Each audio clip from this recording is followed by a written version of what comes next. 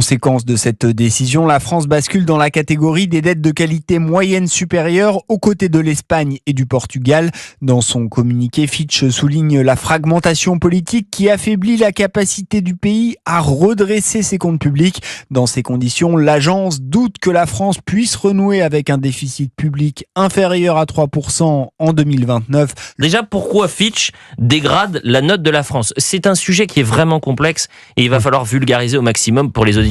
Je suis le premier à ne rien comprendre sur les notations Fitch ou pas Fitch. Vous n'êtes pas seul. La première chose à comprendre, c'est que la dégradation de notre note par Fitch, c'est simplement un tampon de confirmation finale sur un constat que tout le monde peut faire, qui est la dégradation de nos comptes publics.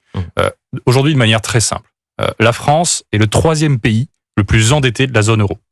Depuis 2017, la France est le 2e pays qui s'est le plus endetté au sein de la zone euro.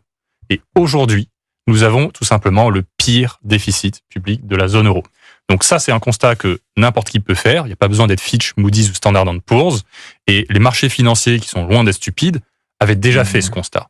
Ce qui fait qu'aujourd'hui, et même avant la dégradation de la note par Fitch, la France emprunte sur des marchés financiers à peu près au même taux que l'Italie, c'est-à-dire le taux le plus élevé de la zone euro, ce qui coûte très cher. Et donc, la situation qu'on a aujourd'hui, c'est simplement un coup de projecteur sur la gestion assez critiquable de nos finances publiques.